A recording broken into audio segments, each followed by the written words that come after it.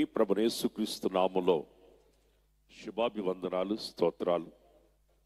మరి ముఖ్యంగా వేదిక మీద ఉన్న మిత్రుడు అన్నయ్య ప్రసన్న బాబు గారు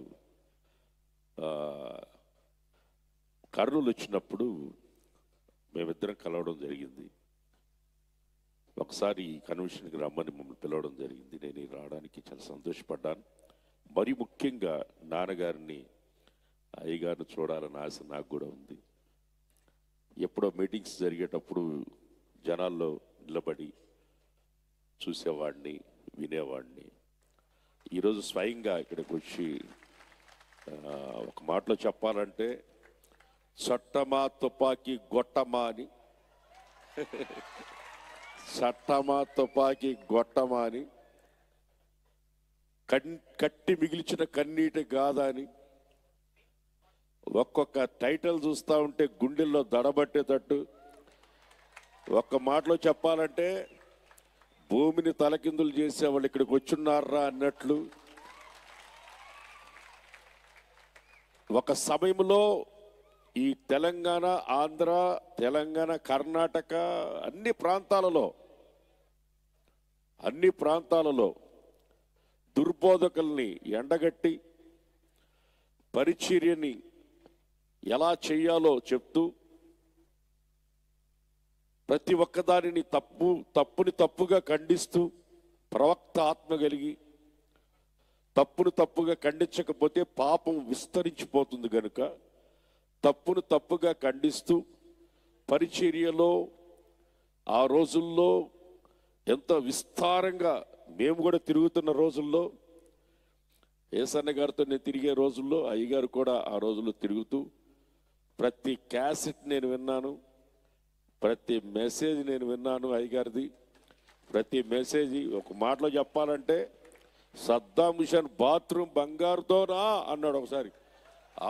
అది అప్పుడు దాకా నాకు కూడా తెలియదు బంగారుతో ఉందా అనే సంగతి నాకు తెలియదు.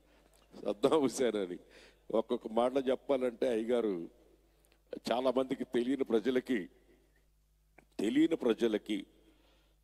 యేసు ప్రభుని గురించి తెలిసేటట్లుగా, యేసు ప్రభుని గురించి తప్పుగా ఎవడన్నా మాట్లాడితే వాడిని ఒక మాటలో చెప్పాలంటే షర్ట్ పట్టుకోడు కానీ అంత పని చేసేవాడు. షర్ట్ పట్టుకోడు కానీ సవాల్ చేసి రారా నువ్వు అన్నట్లుగా ఆ ప్రాంతానికి వెళ్ళి నిలబడి ప్రసంగం చేసి వాళ్ళ తాట తీసి ఆ తర్వాత అక్కడి నుంచి వచ్చేవాడు. ఏది ఏమైనా తప్పును తప్పుగా ఖండించే బోధకులు మనకు అవసరం. పరిచర్యలో తప్పును తప్పుగా ఖండించే సేవకుడు అవసరం. తప్పును తప్పుగా ఖండించే సేవకులు అవసరం. ఏది ఏమైనా సరే ఈరోజు ఈ ప్రాంతానికి నేను రావడం నేను చాలా సంతోషంగా ఆనందిస్తున్నాను. ఎందుకంటే పరిచర్య చేస్తున్న మనమంతా ఒక ఐక్యమత్యంగా ఉన్నామని ప్రపంచానికి ఒక మంచి వాతావరణాన్ని మనం తీసుకుని వెళ్ళాలి. ఎవరు బిజీలో వాళ్ళు ఉన్నాం, ఖాళీగా ఏం లేవు. ఒక్కరోజు కూడా వేస్ట్ చేయకుండా సేవ చేస్తున్నాం. ప్రపంచంలో దినములు చెడ్డవి గనక సమయమును పోనీక సమయాన్ని సద్వినియోగం చేసుకునేవాడే క్రైస్తవుడై ఉన్నాడు.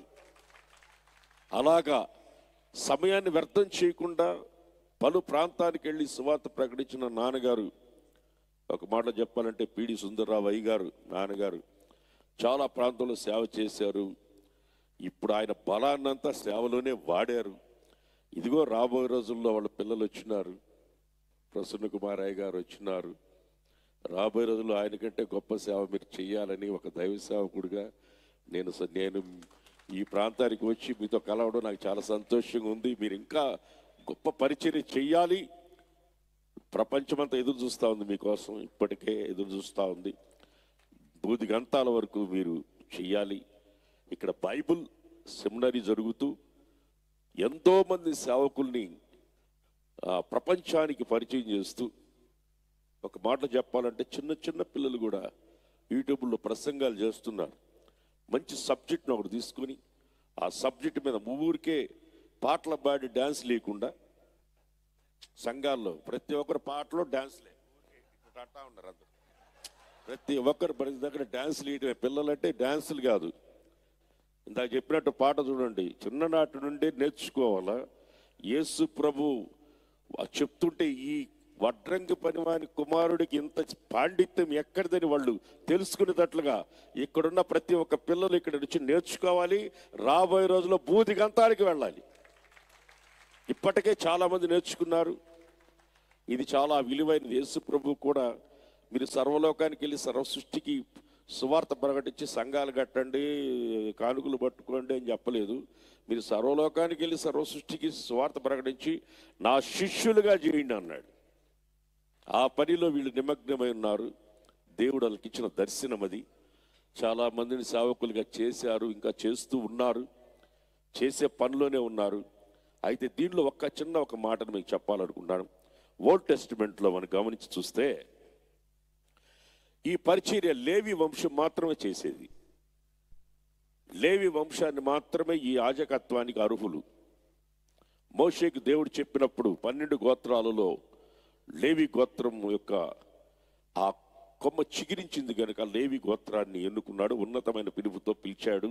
ప్రత్యక్షపు గుడారంలో యాజకత్వం చేయడానికి కొరకు లేవి వంశాన్ని ఎన్నుకున్నాడు. లేవి క్రమంలో లోపముంది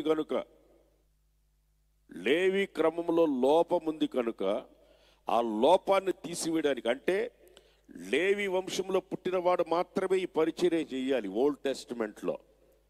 అయితే యేసు ప్రభు లేవి వంశంలో పుట్టలేదు. ఆయన యోధా గోత్రంలో పుట్టాడు. యోధా గోత్రంలో పుట్టి మెల్కీసెదెకు క్రమంలో పరిచర్యని ప్రారంభించాడు. మొట్టమొదటి అపోస్తుడు క్రమంలో సేవ ప్రారంభించాడు. లేవి వంశం కాదు, ఇది లోపము లేనిది. మెల్కీసెదెకు క్రమం అంటే ఎబ్రీ పత్రిక మనం 7వ అధ్యాయంలో చూస్తే తండ్రి లేనివాడు, తల్లి లేనివాడు, వంశావళి లేనివాడు అని ఉంటుంది. ఈ యాజకత్వం చేయడానికి తల్లి లేనివాడు, తండ్రి లేనివాడు, వంశావళి లేనివాడు మెల్కీసెదెకు అంటే. తండ్రి లేనివాడు, తల్లి లేనివాడు, వంశావళి లేనివాడు ఎవరు అంటే యెహోవా దేవుడా అని మనం ఆలోచిస్తే యెహోవా దేవుడు కాదు, ఆయనకు కుమారుడు ఉన్నాడు. యేసు ప్రభు కాదు, ఆయనకు తండ్రి ఉన్నాడు. ఈ మెల్కీసెదెకు ఎవరంటే తండ్రి లేనివాడు, తల్లి లేనివాడు, పరిశుద్ధాత్మ దేవుడు. చప్పలు కొట్టి దేవుని నామాన్ని మహింపరుద్దాం. కొట్టడాల, శక్తితో కొట్టడాల, గట్టిగా కొట్టాల. పరిశుద్ధాత్మ దేవుడు మెల్కీసెదెకు క్రమం అంటే భూమికి పునాది వేసినప్పటి నుంచి ఉన్న యాజకుడు. మొట్టమొదట ఉన్న యాజకుడు భూమికి పునాది వేసినప్పుడు, పిల్లను ఊదినప్పుడు, అప్పుడు వధించిన పశువుని వధించినప్పుడు ఉన్న యాజకుడు, భూమి పుట్టక మునుపు నుంచే ఉన్న యాజకుడు, ప్రధాన యాజకుడు. ఆ మెల్కీసెదెకు క్రమంలో ఎవరైతే పరిశుద్ధాత్మ పొందుతారో, పరిశుద్ధాత్మ పొందిన ప్రతి ఒక్కరు మెల్కీసెదెకు క్రమంలోనికి వచ్చి పరిచర్య చేయడానికి, ఈరోజు ఏ కులం మతం అని కాదు, ఎవడు ఏ కులం అని కాదు, అలాగ పరిచర్య చేయడానికి నేను అర్హుడు కాదు, ఎవరు అర్హులు కాదు.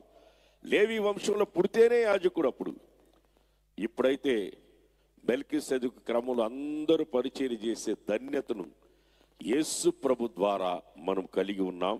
ఒక క్రమాన్ని ప్రారంభించడానికి ప్రభుని యేసుక్రీస్తు వచ్చి ఈరోజు నిషేధించబడిన మనల్ని దేవుడు ఈ స్థితిలోనికి, ప్రభుని యేసుక్రీస్తు నిషేధించబడిన రాయి తలకు మూలరాయిగా అయినట్లుగా మనము నిషేధించబడిన మనము కులముతో పని లేకుండా, లేవి వంశంతో సంబంధం లేకుండా, మనము ఎవరైనా సరే పరిశుద్ధాత్మ పొందిన ప్రతి ఒక్కరూ యాజకత్వం చేయడానికి ఒక ఉన్నతమైన ఒక పిలుపుని దేవుడిచ్చి ఇక్కడ పెద్ద కాలేజీని ఒకటి కట్టి మిమ్మల్ని అందరినీ ఆహ్వానించి రాబోయే తరానికి మీరు ఉన్నతమైన పరిచర్య చేయడానికి కొరకు ఒక ఉన్నతమైన పిలుపుతో పిలిచి మెల్కీసెదెకు క్రమంలో ప్రతి ఒక్కరూ సేవ చేయడానికి, స్త్రీలు పురుషులు అందరూ పరిచర్య చేయడానికి ఇక్కడ మంచి తలంపుతో, మంచి ఆలోచనతో, ఉన్నతమైన ఆలోచనలతో దీన్ని ప్రారంభించిన అయ్యగారే కానీ, వెంబడిస్తున్న సేవకులే కానీ, ప్రతి ఒక్కరు యాజమాన్యం ఇక్కడున్న ప్రతి ఒక్కరికి కానీ నేను హోసన్న మినిస్ట్రీ తరపున పాస్టర్ వెడిపాల్ నేను చెప్తున్నాను, మీ అందరికీ ఎంతో వందనాలు, శిరస్సు ఉంచి వందనాలు చెప్తున్నాను. మీ చేస్తున్న పరిచర్య చాలా గొప్పది, కొనసాగించండి. భూమి ఉన్నంత వరకు ఇది నిలబడి ఉండును గాక. దేవునికి స్తోత్రం కలుగును గాక. ఒక పాట పాడతాను.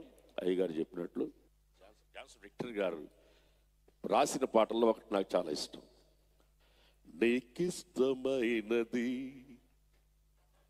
కావాలి దేవునికి, బలి అర్పణ కోరలేదు దేవుడు. బాగుందా?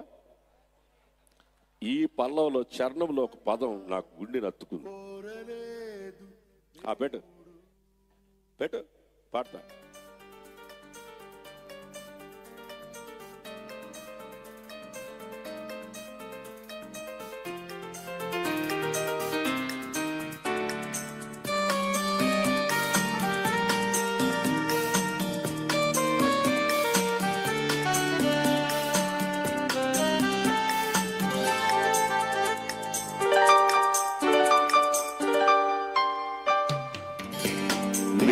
ఇష్టమైనది కావాలి దేవునికి, బలి అర్పణ కోరలేదు దేవుడు. బలి అర్పణ కోరలేదు దేవుడు. ప్రభు మనసు తెలుసుకో, వాక్యాన్ని చదువుకో. నీకిష్టమైనది కావాలి దేవునికి, బలి అర్పణ కోరలేదు దేవుడు.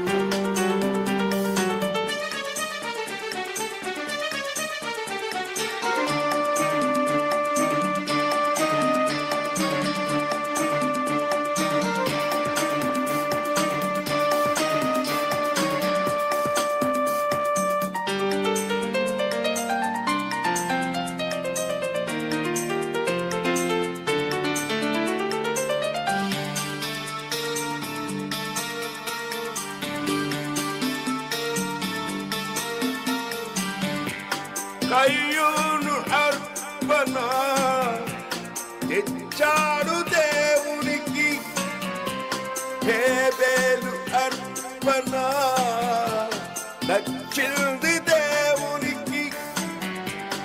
కయ్యూను అర్పణ తెచ్చాడు దేవునికి, హేబేలు అర్పణ నచ్చింది దేవునికి. అర్పించు వాటి కంటే అర్పించు మనిషి ముఖ్యం. అర్పించు వాటి కంటే అర్పించు మనసు ముఖ్యం. నచ్చాలి మొదట నీవే, కావాలి మొదట నీవే. నీకిష్టమైనది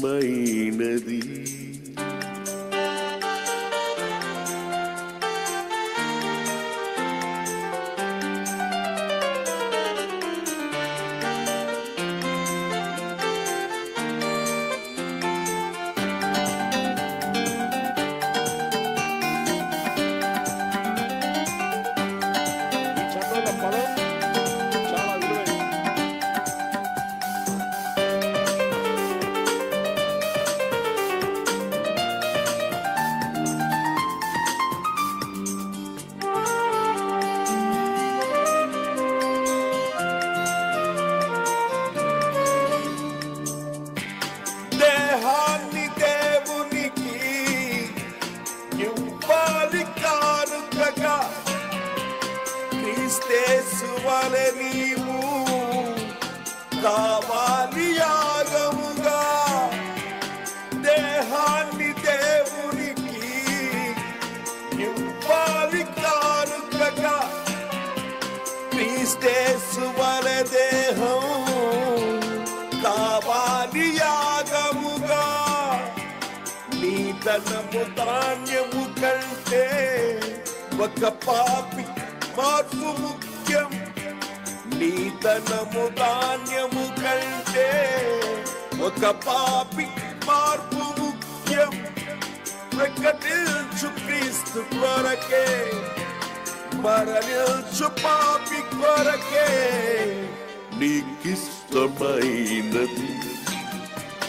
కావాలి దేవునికి మళ్ళీ అర్పణ కోరలేదు దేవుడు మళ్ళీ అర్పణ కోరలేదు దేవుడు ప్రభు మనసు తెలుసుకో వాక్యాన్ని చదువుకో నీకిష్టమైనది కావాలి దేవునికి బలి అర్పణ కోరలేదు దేవుడు బలి అర్పణ కోరలేదు దేవుడు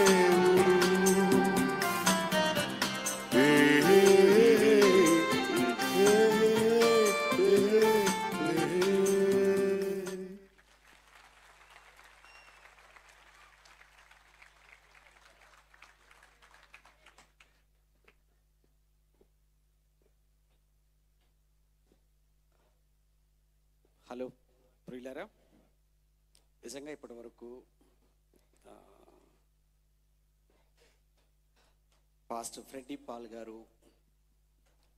వారు మాట్లాడిన ప్రతి మాట, ముఖ్యంగా జయశల్ గారి గురించి, యూనివర్సిటీ గురించి, జరుగుతున్నటువంటి సేవా కార్యక్రమాలను గురించి వారు మాట్లాడిన ప్రతి మాట యథార్థమైనది, వాస్తవమైనది, వారి హృదయాంతరాల్లో నుంచి వచ్చినది అని మనమందరము ఆనందించాలి. నిజంగా ఈ సమయంలో వారిని మనమందరము మనస్ఫూర్తిగా మన ఆనందాన్ని వారికి తెలియచేద్దాం.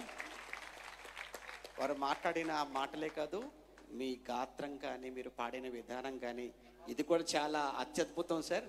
ఈ పాట కూడా మనం చప్పట్లు కొడదాం. ఓకే, అలానే మన మధ్యలోనికి వచ్చినందుకు మరొకసారి సార్కి ధన్యవాదాలు. అలానే తను తీసుకొని రావటంలో హరి గారు అనుకుంటాను, బహుశా గుంటూరు, వారిని కూడా మనస్ఫూర్తిగా అభినందిస్తున్నాను. అన్నయ్య, ఈ సమయంలో మన మధ్యలోనికి అతిథిగా విచ్చేసి మనతో ఈ సమయాన్ని పంచుకున్నటువంటి ఫ్రెడ్డీ పాల్ గారిని మనందరి తరపున వారిని చిన్ని సన్మానం వారికి చేయవలసిందిగా ముందుగా మన మధ్యలో ఉన్నటువంటి Bible open university India international deputy director గారు రాజేంద్ర బాబు గారు శాల్వాతో వారిని సన్మానిస్తారు.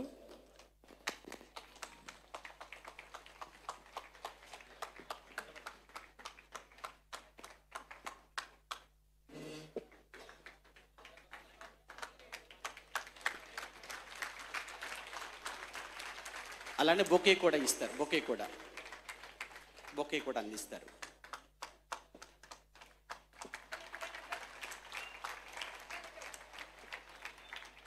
అలానే మెమోంటో కూడా స్వీకరించవలసిందిగా కోరుతున్నాను.